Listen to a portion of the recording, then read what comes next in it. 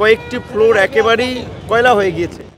তাতে বোঝাই যাচ্ছে যে মানে এটা কোনো স্বাভাবিক কোনো মানে দুর্ঘটনা না। বিস্ফোরক ব্যবহার করা হয়েছে এরকম মনে হয়। মানে কয়লা হয়ে যাচ্ছে। আমরা যেটা ওখানে দেখলাম যে আপনার 5, 6, 7, 8, 9 বিশেষ করে এই 5টি ফ্লোরের মধ্যে 4টি বেশি ক্ষতিগ্রস্ত হয়েছে। আপনার 7, 6, 8, 9 এগুলো একেবারেই মানে কয়লা হয়ে গিয়েছে বিশেষ করে। জনাব নুরুল হক নূর, আপনার দৃষ্টিতে কি মনে হয়েছে, এটা কি নাশকতা নাকি দুর্ঘটনা? আপনার প্রাথমিক পরিদর্শনে কি মনে হলো? প্রথমে আসলে অনুমান নির্ভর তো ওইভাবে এই রকমের ঘটনায় কথা বলা খুব মুশকিল, তবে তারপরেও ঘটনাগুলোর ধরন দেখে আসলে এটা স্বাভাবিক কোনো দুর্ঘটনা মনে হয়নি। পরিকল্পিত ঘটনাও হয়ে থাকতে পারে, বিশেষ করে আপনার যেভাবে মানে আগুনের সূত্রপাত এক জায়গা হলে ধরেন তার আশপাশ যদি পুড়ে যেত, কিন্তু দেখা যাচ্ছে যে ওই মাঝখান দিয়ে আগুন লেগেছে, আবার মাঝখান দিয়ে অনেকখানি পুড়েছে, আবার 2 সাইড পুড়েছে। যেমন আমাদের এই 2জন ছাত্র উপদেষ্টা তাদের যে আপনার দপ্তর, আপনারা জানেন যে একই ফ্লোরে এলজিআরডির আরেক মাথায় হচ্ছে আপনার ডাক টেলিযোগাযোগ, সেই 2 মাথায় একেবারেই মানে ওইরকম কিছু বলা চলে যে লাইক কেউ ভালোভাবে মানে হচ্ছে কি যেভাবে আসলে আগুন লেগেছে তাতে বা আগুনের যে ধরন তাতে আমাদের কাছে মনে হচ্ছে যে স্বাভাবিক ঘটনা না, এর পেছনে ষড়যন্ত্র থাকতে পারে। ক্ষয়ক্ষতি কেমন হয়েছে? ক্ষয়ক্ষতি ওনারা সঠিকভাবে তো আমরা বলতে পারবো না, ওনারা বলতে পারবে। বাহ্যিক ক্ষয়ক্ষতির চেয়ে অবকাঠামোর ক্ষয়ক্ষতি সব মিনিস্ট্রিরই গুরুত্বপূর্ণ ডকুমেন্ট রয়েছে, যেহেতু ওখানে প্রায় আপনার 5-6টা মিনিস্ট্রির মতো ছিল। 2 উপদেষ্টার কক্ষ কি পড়ে গেছে? ভবনই আপনার ওয়ালই আপনি দেখলে যে ইটের পলেস্তারা খসে পড়তেছে, এরকমের অবস্থা যে আগুনের কারণে। সেখানে রুমের ফার্নিচারটা নিচে তো থাকার কথা না, ফাইল টাইল হয়তো কিছু হয়তো পাওয়া যেতে পারে।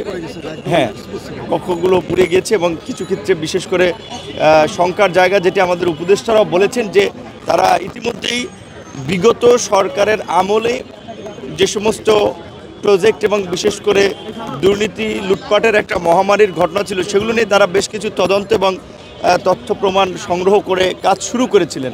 তো দেখা যাচ্ছে সেগুলো প্লাস হচ্ছে বর্তমান সরকারেরও এই অল্প সময়ে নেওয়া গুরুত্বপূর্ণ সিদ্ধান্ত এবং কাজ, সেগুলোর যদি আপনার এই গুরুত্বপূর্ণ ডকুমেন্ট নথিপত্র, এটাই হচ্ছে বড় ক্ষতি। দেন বিল্ডিং একটা নষ্ট হলো, বিল্ডিং একটা করতে পারবে, বিল্ডিংয়ে আর কয় টাকা যাবে, কিন্তু যেই গুরুত্বপূর্ণ নথিগুলো আপনার এইভাবে পুড়ে গেছে সেগুলো তো আর ফেরত পাওয়া যাবে না। এবং এই ঘটনা কিন্তু আমাদেরকে আরও একটা, আমি মনে করি আমাদের সামনে একটা চোখ খুলে দিয়েছে এবং আমাদের একটা শিক্ষণীয় বিষয় হচ্ছে যে এই ফাইলগুলো আমরা যেভাবে আপনার অ্যানালগ পদ্ধতিতে হ্যান্ডেল করি, এখন এই ফাইলগুলোকে সম্পূর্ণ বিশেষ করে সরকারি এবং গুরুত্বপূর্ণ নথিগুলোর ডিজিটালাইজ করা এখন সময়ের দাবি। ধরেন সচিবালয়ে ফাইলের স্তূপ, কাগজের স্তূপ থাকা উচিত না। এখন অবশ্যই যেটা আপনার জেলা উপজেলা থেকে আসবে কিংবা কেউ একটা দরখাস্ত দেবে, সেটার একটা আপনার হার্ড কপি থাকতে পারে।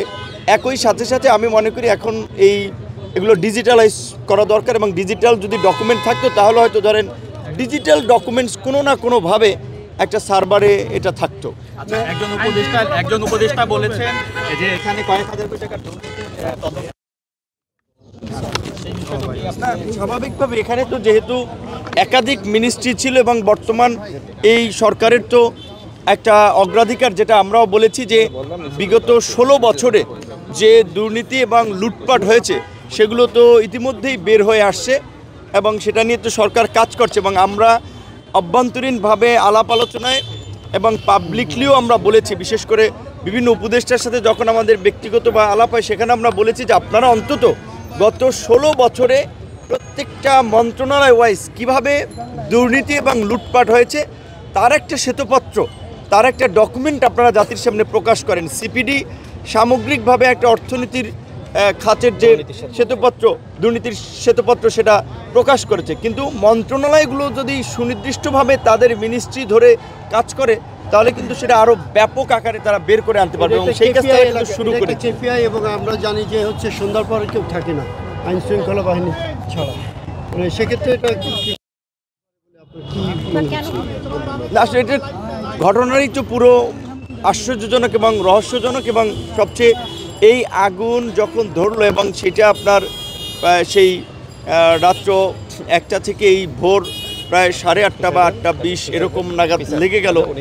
এটাও তো আমাদের আপনার বিশেষ করে একটা মানে চোখে আঙুল দিয়ে দেখিয়েছে আমাদের সিস্টেম কত দুর্বল। দেখেন ফায়ার সিস্টেমও কত দুর্বল। সচিবালয়ের মতো জায়গার আগুন নেভাতে যদি এত ঘন্টা লাগে, এইখানে ফায়ার সার্ভিস ছুটি থাকলেও এখানে তাদের তো আধুনিক প্রযুক্তি ব্যবহার করা উচিত, এবং সচিবালয়কে যদি মুহূর্তের মধ্যে 2-1 ঘন্টার মধ্যে যদি পরিস্থিতি নিয়ন্ত্রণ করতে না পারে, তাহলে তো এটা তাদের যে দুর্বলতা, তারা যে এখনও অ্যানালগ সিস্টেমে পড়ে আছে, এটা তার প্রমাণ। তো আশা করি সরকার এই ঘটনার থেকে বিশেষ করে শিক্ষা নিয়ে আমাদের নথিপত্রগুলোকে ডিজিটালাইজ করা এবং ফায়ার সার্ভিসকে মানদাতার আমলের যন্ত্রপাতি ব্যবহার থেকে কিভাবে আধুনিক যন্ত্রপাতিতে নিয়ে আসা যায় এবং আরও প্রশিক্ষিত করা যায় সেই দিকে নজর দিবেন, এবং এই ঘটনার অতি দ্রুত একটা সঠিক এবং স্বচ্ছ তদন্ত জাতির সামনে উপস্থাপন করবেন। আমরা তদন্তের নামে যেন কোনো কালক্ষেপণ না হয় এবং তদন্ত যেন আবার সেই ঝুলে না থাকে আমলাতন্ত্রের ফাইলের মতো।